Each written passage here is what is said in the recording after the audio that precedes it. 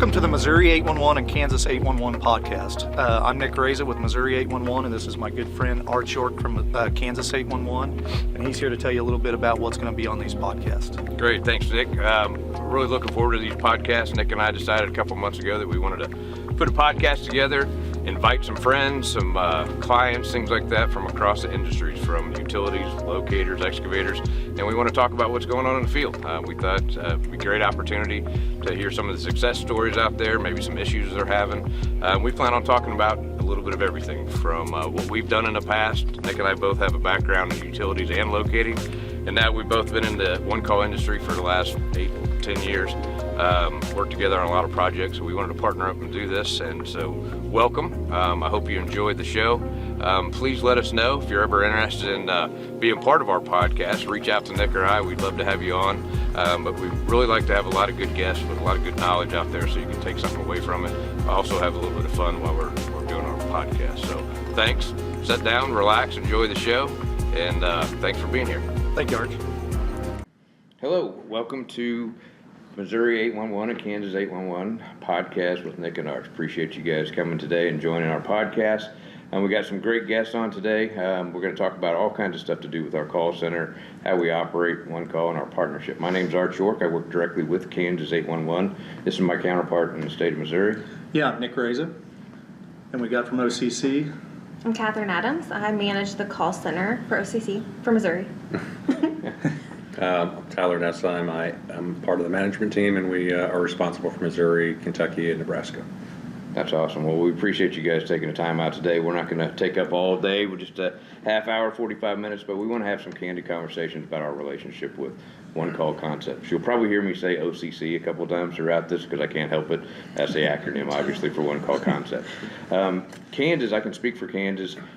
A lot of the information we're going to talk about today may pertain just to Missouri. There's some little bit of differences between Missouri and Kansas. And some of our previous podcasts, you've heard Nick and I talk about it. That when you cross that border, there's some different rules and different things from business rules to laws, statutes, stuff like that. So we have to operate a little bit different. And each state actually, when they partner with One Call Concepts, you get to cater how your state operates with OCC One Call Concepts. So there are going to be a little bit of things that could be different. We'll try to identify those as we go through today, but we may miss a couple. There's a very good chance that Nick and I will probably go out to Wichita, Kansas. We'll probably interview Marcus Corbin. He is in the same management type role for Kansas. And then we'll drill down a little bit more on the Kansas stuff. So please keep that in mind as we're talking, as some of the different things are offered a little bit different. I do want to mention that in Kansas, we've been in partnership with One Call Concepts for over 20 years. I think closer to 25, which is great. One Call Concepts manages the call center for both Missouri 811 and Kansas 811. So what we're going to talk about a little bit today is the overall operation, but if you guys don't mind, why don't we kind of start off with One Call Concepts, kind of where it started, how it began, and kind of what you do with different states and our states as far as your primary role. Okay, I believe OCC has been a thing for 32 years. Wow, okay. I think. We run the call center in 16 states plus DC. And Tom Hoff is the one who started it. Okay. It's been around for a long time. OCC is, in my opinion, I get to have an opinion. I think it's the best in the business. I tease a lot of people when I do presentations that we pay OCC a ton of money because they're the best. And I truly believe that. But you know what? It's not just about the call center and handling the one call requests. It's actually a partnership. And we'll talk about that a little bit today. But you guys basically are the front line of receiving those requests in each of those states from excavators. So to kick that off, what's kind of the percentage on, do people still pick up the phone and call before you dig? Do they dial that 811 number, or is it mainly all online today? There's still a few people that call, but in Missouri specifically, it is about 88% done online. Okay. And so that's when they're doing it online, they're in the NXT system, right? Yep. And we just recently, in the last several months, turned up NXT in Kansas. So we're a little behind the 8 ball, but we're catching up, getting the right technology out there for everybody to use. So what is the premise behind it? Why is it important or what's more important, I guess that says, you're still gonna be able to call, right? Right, Nick, you're still gonna be able to pick up that dial that 811, you're still gonna get an operator. But that system that you use, why is that a better choice? Well, I think it's important to meet the excavator where they are. So if they're sitting in the office and they prefer to use the technology, I think a lot of people have adopted more web-based technology, especially since COVID. And we've seen that in the increase in the ITIC percentage. We typically like or would prefer the excavators do it online, not necessarily because otherwise they make a call, but because they are able to more specifically delineate on a map that they are looking at where they are digging. And it's not lost in translation when they're trying to convey that over the phone to an agent that's looking at a map when they themselves are not. As a result, we get a much smaller excavation area, which hopefully reduces notifications to the utilities, save them money. And it's also one less utility for the excavator to try to manage a response on. And it saves the locators time when they show up. Instead of trying to figure out exactly where on this property the work is, there may be a circle just around where the tree is going to be planted. So I think it's kind of a win-win-win, one of those rare occasions where every stakeholder gets a win out of it. We try to do the best we can over the phone, but we're never going to be as accurate or as the excavator is going to be themselves. Well, and one thing I would add there is being out in the field a lot like me and Arch have, a lot of people's experience are like, why do you ask so many questions over the phone? Why do I have to do this? And most of that is bound by state statute of what the call center has to ask, right? But kind of name the benefit of what that helps you out online doing the tickets that way. You can kind of set profiles, right, and kind of have some of that information stored. You can, but I think it's a little bit beyond that even. So as an example, the one I used earlier, if you're going to use a circle to show where you're planting a tree, because that circle's placed on our map, we're able to ascertain what county it's in, what city it's in, what's the nearest street and address. So the technology allows us to fill out a lot of the ticket for the excavator because they selected the area on the map. When you compare that to the call, we kind of have to start out with what county it's in and what city it's in and start drilling down so we're able to drive the agent to that location. So the first part is because of the map, we're able to fill out a lot of tickets for the excavator and save some time there.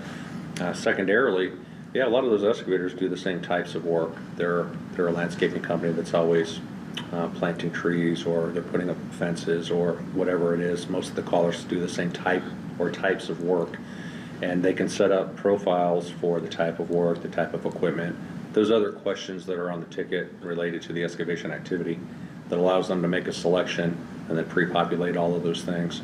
Now that profile can be used either on the phone or on the web. So hypothetically, when you're on the web, if you select that circle for where that tree is going and select your profile, you've completed a ticket with essentially 2 actions. So it's pretty slick. Well, it definitely speeds it up because we still hear in the field from people calling, and Nick and I are out in the field a lot. We're talking to excavators, we're talking to different members, and you know the old complaint of calling is we've all heard it, and this, I'm sure some of our listeners have said it. When you're asked what is the nearest cross street, that's always the biggest pain because everybody's like, I don't know where the nearest cross street is. Where's it at? Well, by using the NXT system, if you're going in there, you don't have to worry about that kind of stuff anymore, right? The system actually will identify everything you need to identify for your dig site by doing it online, correct? Yep. Okay. So I think that's a huge help. In fact, I take it a step further. Beyond just that, there are other business rules that in the past the excavator had to know what those business rules were in order to be able to apply them. That'd be like a length of a ticket, for instance. That's a great example, right? So assuming that ticket length, I know it's probably different in Missouri and Kansas, but let's just say it's 1,000 feet. In the past, the excavator would have to take that into consideration and just do each polygon 1,000 feet long. Now all we ask them to do is show us the entire route, and we apply those business rules for them. So if the route is longer than a single ticket is allowed, we break it into the correct number of tickets for them. Gotcha. Well, that makes. And you've told me before some of the things you guys do to make sure the maps are up to date, and I think you got some new news out there of where you're getting some of that information from. Yeah, I guess I would start with, again, I'll use the old system as the baseline. Or when you call us, there's essentially one map, and it's what we refer to as our base map. Another benefit to using online is you have access to several different maps. Google Satellite is a good example of one where a homeowner can see on the property where that fence is going to go, or where they're going to take out that tree, and that allows them to drive down. But yeah, you're right, one of the primary complaints we'll hear is, those maps are outdated. And we've always fought that battle, but it's the one you never win because there's new developments going in all the time. We've done a couple things. We've partnered with utilities, and when developers are coordinating with those utilities for those new developments, they provide us with the maps, and we're able to have them online before curb and gutter starts going in, et cetera. So the excavators aren't trying to battle explaining to an agent where that work is. The map already has it. We've also obtained parcel data, statewide parcel data from Department of Homeland Security that allows us, hopefully, to be a lot more updated in terms of properties than we have been in the past. So that's a new development. Yeah. I think we just finished putting the first 20 counties online for Missouri, and so far everything looks really good, and we're excited about that. Yeah, and for the listeners, you have to understand, our mapping that both states use is only as good as what we can get, what we can either purchase or we can acquire. We're not making the maps ourselves, so we try to overlay, and correct me if I'm wrong, we're constantly overlaying. For instance, in Kansas, we have 105 counties. We finally got parcel data for all the counties. However, you can still drill down and still find mistakes. I just recently looked at one that there was a railroad, for instance, behind a certain parcel, and it was messing up the actual street address from what you were picking in the system. So little things like that are constantly being tweaked and fixed as we identify that. To circle back a little bit, we talked about the NXT program, but people still can call. You still have the 811 number. We'll probably always have that, at least I'm sure it'll always be around, so we'll have that ability available. When a person calls in, it's going to take a little bit longer, but we do have both states provide on our websites a template that if you fill that template out prior to making that phone call, your call is going to be very easy because you fill out exactly what that operator is going to ask you. And like Nick said earlier, statute requires a lot of scripted questions to be answered. So just on your, Catherine, on your past from being in the one call center, but are callers always ready and friendly when they call the call center? That's a loaded question. Yeah. I think a lot of times they're ready. I would say that they're not as friendly when they're not ready. Correct. Because they're going to get frustrated with all the questions and them not knowing the answers. But we train our operators to handle them, Right. Well, I always tease in my presentations a lot that if you want a very tough job, to go sit in the call center all day and field calls from excavators all day. And by the end of the day, guess who you don't like? Excavators. They're not always friendly. There's always the misconception that Right. One Call Concepts or Missouri 811 or Kansas 811 are the locators. Yeah, we'll So we get circle a lot back of to that because you're exactly right. But I guess what I'm trying to tell the caller listeners for the podcast today, if you call, be prepared. It's your job site. Mm-hmm. You have more information than anyone else about your job site. So if you're prepared to create that ticket, you'll be ready. Be nice when you call in. However, if there ever is a problem, I can promise you that OCC will address any kind of issue immediately. All the phone calls are recorded. We can go back. We use those for learning purposes or to identify issues. And, patting you guys on the back. You guys have always been awesome about fixing any kind of issues. If it's with an operator, system, whatever, it gets fixed and addressed right away. However, I just please, if you do call before you dig, be prepared and be nice, because those operators that receive those calls, they're not in the field. They're not excavators. That's not their line of work. Their job is to take that information in. What you mentioned earlier is we don't do locates, right? Nick, I know you get the same calls I get to talk about why Kansas 811 or Missouri 811 or OCC didn't go out and mark the property. So just kind of give a high overview, just because there could be some new callers or new listeners on today. What is the process from start to finish of the one call process? So the excavator or homeowner, whoever, calls in the ticket or does the ticket online, and then we notify the utilities that are in the area that they put on their ticket. And then the utilities either send out locators themselves or they hire a contract locator and send them out. Right. So you don't go out and put paint on the ground? Sure don't. You don't have orange paint on under your Nope, shoes? sure Okay. don't. All right, just so everybody knows that. Help all listeners on, help us educate that, because, if you're a professional excavator or member that's listening to this podcast, you already know. Sometimes you take that for granted to where your neighbors might not know. So if you ever hear those people say, that Kansas 811 crew, they didn't come out and market the utilities. Well, It's not us. There's only 3 of us in Kansas, and we're not painting the ground. So. You know, that has been a frustration in the past, and I understand it, but you could also wear it as a badge of honor, and meaning the process typically works so seamlessly that the end user doesn't realize that there's multiple parties involved. Right. And as a result, when there's Absolutely. any breakdown in the system, it's an issue with 811. Right. So That's a great I understand why that happens. That's a great point. So I think it's just the education process. And I would say, kind of circling back a little bit too about why do we want that ticket to be correct? I mean, there's millions of dollars of liability out there if these utilities get damaged, or in some circumstances, people die from this if something gets hit. So, I mean, you might touch on what's your guys' review process to make sure that these tickets that are going out are in the correct area, that the right utilities are getting notified, because we don't just blanket statement the whole, our 1,500 utilities in Missouri. We don't notify every one of them when someone calls in a locate. We're narrowing down those utilities to the ones that are in the area. So maybe touch on what you guys do to kind of ensure that the end user is getting the correct information.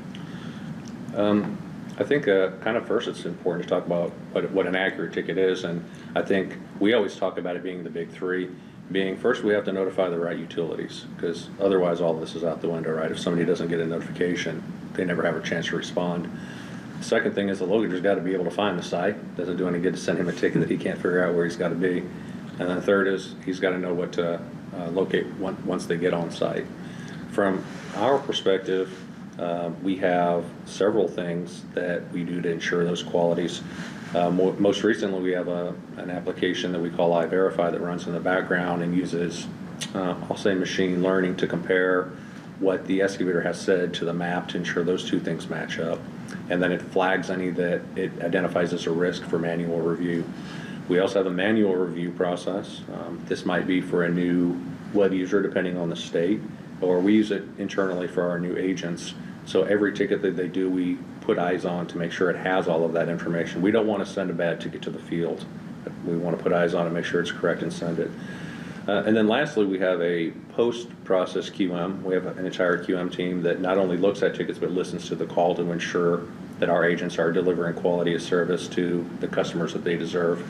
And I would say manually, we probably look at 20% of all tickets. When you're doing 1 million tickets a year, that's a lot of tickets to put eyes on, but we take the quality that seriously because of the risk involved that you identified. Well, in making things more efficient, we're talking about helping out utilities and helping out utility locators, but the excavators also see the benefit of that. I mean, we always talk about where's the locator heading when he's done with a ticket. He's heading to the next one.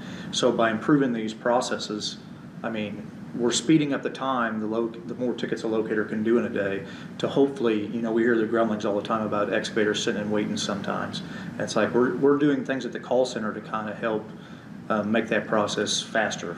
Yeah, and I think that's a very good point. I think you kind of went over it pretty quick, but a lot of people don't realize that Missouri will process over 1 million requests a year. Kansas, we're about 750, 780, so a little bit less. However, that's a lot of requests. That's individual requests for excavating. That doesn't. What is an average 5 to 7 utilities? About 5. About 5 utilities on each ticket. So you take that 1 million, multiply it by 5. That's how many requests are going out in the field. And like Nick said, there's a whole lot of times that we hear the grumblings. I mean, why aren't locates being done on time? Whatever the case may be. But what we identify a lot of times is there are a lot of unnecessary paint being put on the ground. And the tools that we offer for free, by the way, are tools that will allow us to narrow down that dig site. And that's a challenge we're putting out to all excavators and contractors in the field. Narrow your work site down. If you're working in the front of the property, there's no reason to mark entire property. Why would you need the backyard marked if you're not working out there? A locator pulls up, if he can do a locate out front, maybe screen it or do a short locate, it takes them 30, 45 minutes to knock it out. They can move on to the next one versus the entire property, which is a legal document. Now they're putting paint on the ground in the back. It's a 2-hour locate. It's slowing the process down. So we're really having a big drive in our state. I know Missouri's doing the same thing about use this ticketing system, narrow down your job site to only request what you need on that particular ticket. Yeah, I would add to that, Arch, is that in addition to trying to narrow down, I would challenge us to look at it this way. We should think about it as virtual white lining or electronic white lining. Correct. So when you do the ticket online, the better you can narrow the area of excavation, the fewer utilities are going to be involved, and that's win number one. I think the other goal on that same ticket is to be as explicit in the marking instructions as possible. So when the locator shows up, they know where to put down that paint. They're not wasting time painting an area where no excavation is going to take place. One of the frustrations we're trying to help the locate community with is, instead of them being on the phone calling the excavator trying to figure out where that work is, if the ticket said it to begin with, they could spend more time putting down paint. And they're a finite resource. The more they're putting down paint on areas where there's no work being done, the more the excavator's being delayed. So trying to take some of that noise out of the system. Yeah, that's a great point. Something we wanted to get in here, I know we talked about before this, but what types of tickets can you do online? Is there anything you cannot do online, or maybe go into that just a little bit? Well, I would say we can do way more online than Kansas can. I knew that was coming. I knew it was coming. So let's talk about emergencies, for instance. We talked about that before we started the Yeah. podcast, because we knew we were going to have a little bit of differences. In the state of Missouri, can you do emergency tickets online? Yes, so years ago, we pioneered what we call an emergency light. So generally, anybody can do an emergency online with no training as long as you have an ITIC login. It's part of the drop down that you select when you're doing a new ticket, whether it's a new ticket or an emergency or design or what have you. When you select the emergency type of ticket in NXT, it walks you through the process. It's very, very similar to any other ticket. It's immediately released to the utilities, so there's no delay. They have their full 2 hours to respond. And even though it's in that drop-down list, there tends to be some misunderstanding in the excavating community that they're not supposed to use that. We absolutely want them to use that if they choose to. You can also use it to report damages, correct? Absolutely. In fact, I would. What we see in Missouri, unfortunately, is about half of all damage tickets. When they contact us either on the web or over the phone, they don't have the previous ticket number. That isn't suggesting that they don't have a ticket. The person making the call to us just doesn't have the ticket number. One of the big pushes we've done in terms of communication to the excavating community is anytime you do a ticket, we send you an email with that ticket confirmation. This is your completed ticket number, here are the utilities involved, etc. And inside of that ticket is a link. And that link is important because it takes them to an interactive version of that ticket. This is important for two reasons. One is now that person who's on site can just have that email on their phone, and they have all of that information available to them all the time. Secondarily, in the event that there is a damage, they can use that link and easily report it in something like 3 clicks. So they don't have to call, it's faster for them. We want that damage reported as fast as possible. I don't want somebody out there when gas is blowing on the phone trying to explain where it is. Sure. Yeah, so you're right, there are a little bit of differences. I know, we got a couple of things we do better than you guys in Kansas. What are they? We'll get into those when we interview Marcus out there in Kansas. We'll get down to those. But in Kansas, just to follow up on emergency, we can do that in Kansas as well. But we do have certain criteria. I think we're 8 to 5 Monday through Friday where we can do those, and you have to go through a certain amount of approval stages before you can create that emergency. So there are just a little bit of difference. And you can report them 24 hours a day, just Correct. online. And that is a good point. If you're using an NXT system, you can actually go in, and in the state of Kansas, it was passed in 2024 that you have to report all damages back to the one call center, and that's the best way to do it is through the NXT system. But I know we're pushing time a little bit. It goes really fast, so we'll probably definitely come back and do some more interviews in the future. But it was a pretty good segue into what we talked about, damage reporting. There's certain things that are very underutilized in the one call concept system that we use in the NXT system. We see it all the time. These are services that are offered for free to our contractors, our excavators, and our members. Locator ticket management, excavator ticket management, for instance. Those are places that you can upload all your information, attach it to the tickets. We're encouraging that in the state of Kansas. Damages, for instance. It's very important to have a good damage investigation. All your pictures, all your information can be utilized and put back into that system. So is that something that anybody can use, the LTM, Locator Ticket Manager, or Excavator Ticket Management through OCC? And I would add to that, what benefits do they get from that Right. for even using those? I mean, there's a lot of things that I'm sure you'll go into that I think people way underutilize. I think that what we call ETM or excavator ticket management is most likely the most underutilized resource excavators have at their fingertips. Again, they can essentially, when you use the ticket link, the link that's in the ticket that you receive in your email, It's linking you directly in without having to log in, so we can even bypass the authentication process. But they have access to do any sorts of tickets in there, cancels, relocates, no responses, damages, etc. And a huge underutilized resource is that the excavator can take post-locate but pre-excavation photos and upload it to that ticket, and we store it for them for free. We maintain those tickets for 6 years, so 5 years from today, they could go find those pictures just from having the ticket number. Another huge thing, and Arch touched on, was in the event of a damage, we would love it if the excavator could take pictures of that damage and again upload it with the ticket. The trick sometimes is getting good pictures, so leaning over into the trench and taking the picture of the right cut at the bottom doesn't do a lot, but there's some resources available even to help take good pictures. In terms of LTM, the products for the utilities, obviously, Locate Ticket Manager is just a ticket management system similar to some others that you may have heard of. Earth or Cortera, Bytronics, there's several out there. The idea is just that they receive the ticket and they present it to the locator when they're working the ticket to status it as marked or clear, upload their photos, things of this nature. We offer that product for free. It's referred to as LTM in all the states in which we operate. So I'd be remiss to not mention to any utilities watching or listening to this, if you're paying for a system and you'd like to talk to us about it, please reach out. Another huge thing that I think is underutilized on the utilities behalf in LTM is they're able to overlay their GIS system on the view of the ticket that they see using a web mapping service or a web feature service. So they always have a current view, and they're not having to toggle back and forth between a map of their utilities on one screen on the laptop and the ticket on the other and trying to make that comparison.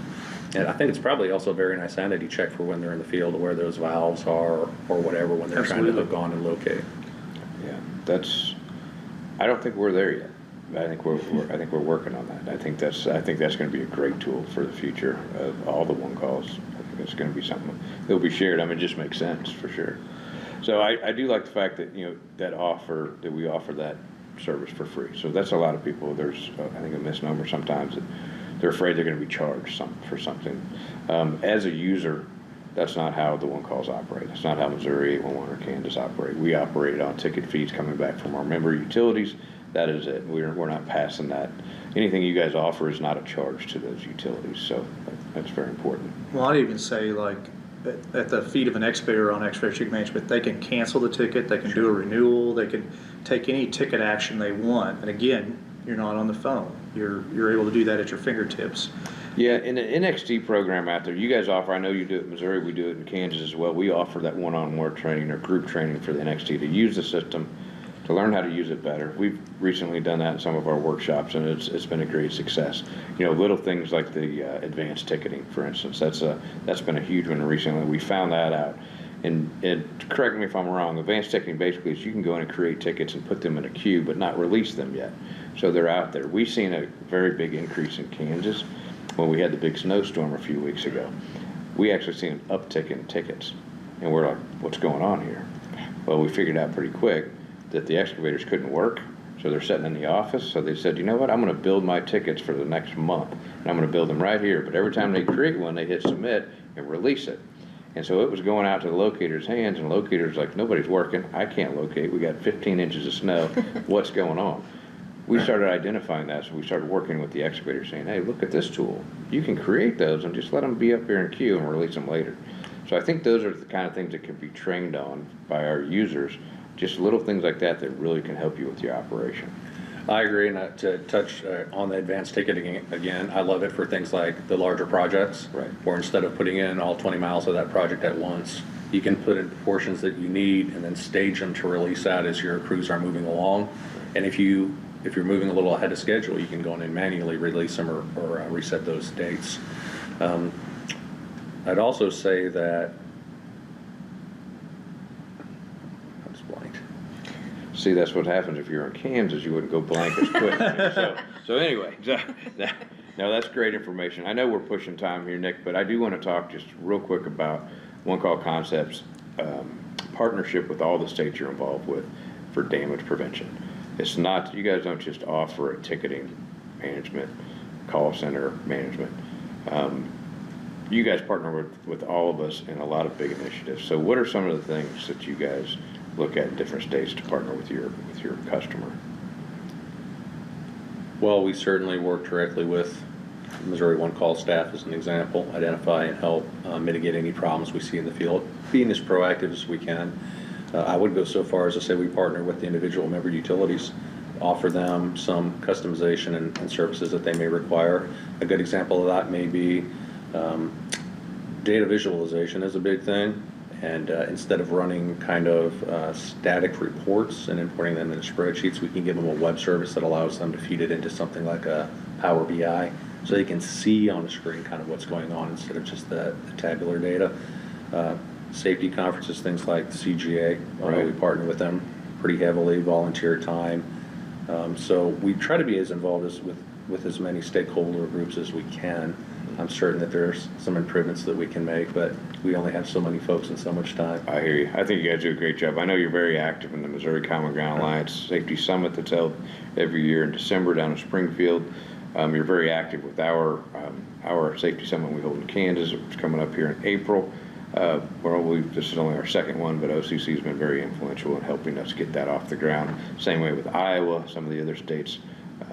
You guys are very active with that. The only thing I'd add is if you'd like to learn more about the tools and internet ticketing and excavator ticket management and locator ticket management, at least in Missouri, and I'm sure you can speak to Kansas, but is it the first? No, It's the second and fourth Wednesday. yeah, we do what we call Webinar Wednesdays. So if you go to our website, Missouri811.org, under meetings and events, it says Webinar Wednesdays, and they will actually, it'll be a Teams meeting where you can sit down and ask any question you want, and Catherine's team will get you all fixed up. Yep, I think we do the same thing in Kansas. We haven't titled it yet, but we might steal that idea from Missouri. I don't know, because That's pretty, copyrighted. it's pretty cool. Oh, you got a copyright? All right, great. We'll have to pay for Yeah. that. No, we're doing this. We kind of do the same thing in Kansas. I know Jessica Gray handles a lot of our NXT training and stuff, so she sets up calls, I think, 2 or 3 times a week, but probably going to might steal that title. We kind of like that. So, anything else you guys would like to add today?